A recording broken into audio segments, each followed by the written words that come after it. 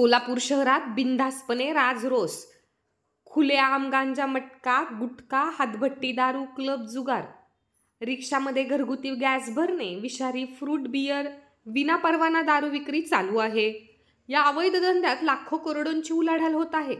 प्रत्येक पोलीस स्टेशनला व प्रशासकीय कार्यालयाला एक वसूलदार नेमलेला आहे. तसेच प्रत्येक व्यवसायाला मटकासाठी वेगळा, गुडघ्यासाठी वेगळा, जुगार क्लबसाठी वेगळा, प्रत्येक व्यवसायाला वेगवेगळे वसूलदार नेमलेले आहेत. या वसूलदारांना वरिष्ठ अधिकाऱ्यांचा आशीर्वाद आहे, कारण हा वसूलदार म्हणजे दर महिन्याला सोन्याचं अंडं आणून देणारी कोंबडी अधिकारी. तेच अंडे गोळा करून मोठमोठे बंगले अधिकारी, गाड्या, शेती, प्रॉपर्टी गोळा करतात. सोलापूर शहरात मात्र यांच्यामुळे सर्वत्र गुटखा माफिया, मटका माफिया, गांजा माफिया तयार होत आहे. अधिकाऱ्यांचे खिसे मात्र गरम झालेत की ते बिनधास्तपणे अवैध धंदे करणाऱ्यांना परवानगी देत आहेत. अशा भ्रष्ट अधिकाऱ्यांची चौकशी कोण करणार?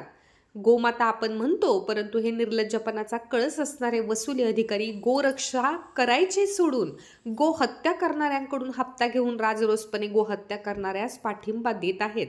अशा निर्लज्ज वसूलदारांना लाचलुचपत प्रतिबंधक विभाग हे कडक कारवाई करणार का? अशा भ्रष्ट अधिकाऱ्यांमुळे सोलापूर शहरात जास्तीत जास्त गुन्हेगारी वाढत आहे. भ्रष्ट अधिकाऱ्यांची तात्काळ बदली झाली पाहिजे असा जनतेतून वारंवार मत व्यक्त होत आहे. परंतु असे भ्रष्ट अधिकारी परत शहरातून मोठी वसुली करण्यासाठी त्या खुर्चीवर बसतात.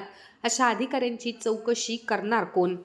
भारतीय जनता पार्टी ही हिंदू धर्माच्या अजेंड्यावर चालणारी पार्टी आहे, परंतु गोरक्षकावर वारंवार हमले होतात. गोरक्षकावर खोटे गुन्हे दाखल होतात. मग भारतीय जनता पार्टीचे आमदार, खासदार झोपलेले आहेत का? थोडी तरी कुठेतरी जनाची नाही तर मनाची तरी लाज बाळगली पाहिजे.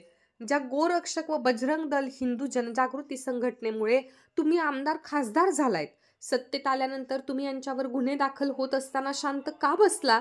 याचाच अर्थ तुम्ही खाकी वर्दीतील गुंडांना घाबरता. हे खाकी वर्दीतील गुंड राजरोसपणे सोलापूर शहरामध्ये अवैध धंद्याची वसुली करताना आणि राजरोसपणे फिरताना दिसतायत. त्यांचा जो अधिकारी आका आहे त्याला तो महिन्याला सोन्याचे अंडे म्हणजेच हप्ता पोहोचवतो. तसेच वरिष्ठ अधिकाऱ्यांचे वेगळे वसूलदार नेमलेले आहेत. खूप मोठी शहरांमध्ये लाखो करोडोंची उलाढाल होऊन खाकी वर्दीतील गुंड त्या पैशामुळे त्यांचा माज व गुर्मी वाढत चाललेली आहे. कारण पत्रकार व सामाजिक कार्यकर्ते यांच्यावर खाकी वर्दीतला गुंडशाही फक्त गोरगरीब जनता व पत्रकार व सामाजिक कार्यकर्ते यांच्यावरती वापरली जाते. खाकी वर्दीतील गुंडांना आळा बसणार का? अशा गुंडांना खोटे गुन्हे दाखल करण्याचा अधिकार दिला कुणी? खाकी वर्दीतील कवच असल्यामुळे त्यांना असे वाटते की आपण खूप ताकदवान आहोत, परंतु पत्रकार व सामाजिक कार्यकर्ते हे खाकी वर्दीचा सन्मान करतात. याचा अर्थ असा नाही की त्या खाकी वर्दीतील गुंडांना घाबरतात. ज्या दिवशी त्यांची खाकी वर्दी निघेल त्यावेळेस त्यांना त्यांची ताकद कळेल. लवकरच अशा खाकी वर्दीतील गुंडांचा बंदोबस्त भगवा प्रांत न्यूज चॅनल करणार. अशा गुंडांचे प्रॉपर्टीची माहिती प्रकाशित करणार.